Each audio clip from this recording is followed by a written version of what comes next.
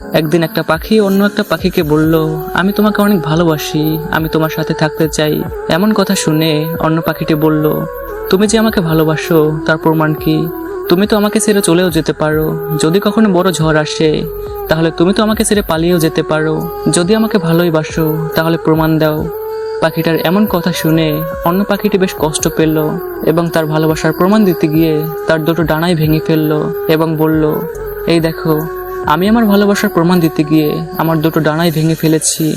এখন তো আর তোমাকে ছেড়ে যাওয়ার প্রশ্নই আসে না। পাখিটার এমন কর্মকাণ্ড দেখে অন্য পাখিটি বেশ অবাক হয়ে গেল। তারপর তারা একসাথে থাকতে শুরু করলো।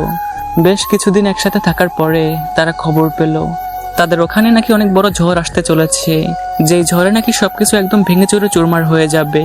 এমন খবর শুনে পাখি দুটি বেশ চিন্তায় পড়ে গেল এবং ডানা ভাঙা পাখিটি বলল, দেখো, আমাকে নিয়ে একদমই চিন্তা করো না, তুমি তোমার জীবন নিয়ে পালিয়ে যাও, বেঁচে থাকলে আমাদের আবারও দেখা হবে।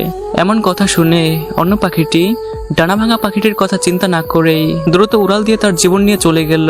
কিন্তু সবচেয়ে আশ্চর্যের ব্যাপার হলো, ঝড়টা আর ওখানে আসলো না। কয়েকদিন পরে সেই পাখিটি আবারও ফিরে আসে এবং ফিরে এসে দেখে ডানা ভাঙা পাখিটি দুনিয়া ছেড়ে চলে গেছে। তার পাশে ছোট একটা চিরকুট রাখা ছিল।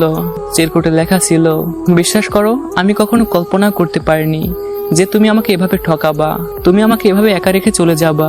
চলে যাওয়ার আগে তুমি যদি একটিবার আমার কথা চিন্তা করতে, যদি একটাবার বলতে আমি চলে গেলে তোমার কি হবে, বিশ্বাস করো, তাহলে হয়তো ঝড় আসার আগে আমি মারা যেতাম না।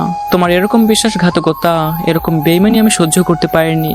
ভালো থেকো, তুমি সুখে থেকো। চিরকুটটা পড়ার পরে পাখিটা অনেক কষ্ট পেল, নিজের ভুল বুঝতে পারলো, কিন্তু ততক্ষণে অনেক বেশি দেরি হয়ে গিয়েছিল। আমাদের সমাজেও এমন কিছু মানুষ আছে যারা কিনা ওই পাখিটির মতো। তারা অন্যের কাছে সবসময় প্রতিশ্রুতি চায়, ওয়াদা হিসাবে শুনতে চায়, কখনো ছেড়ে যাব না, কখনো বদলে যাব না।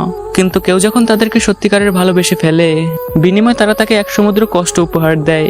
দিন শেষে তারা নিজের সুখের কথা চিন্তা করে বদলে যায়। গাইস, কথাগুলো ভালো লাগলে অবশ্যই চ্যানেলটাকে সাবস্ক্রাইব করে দিবেন। আর যারা টিকটক থেকে দেখতেছেন তারা অবশ্যই বেশি বেশি কপি লিংক, শেয়ার এবং রিপোস্ট করে আইডিটাকে ফলো করে পাশে থাকবেন।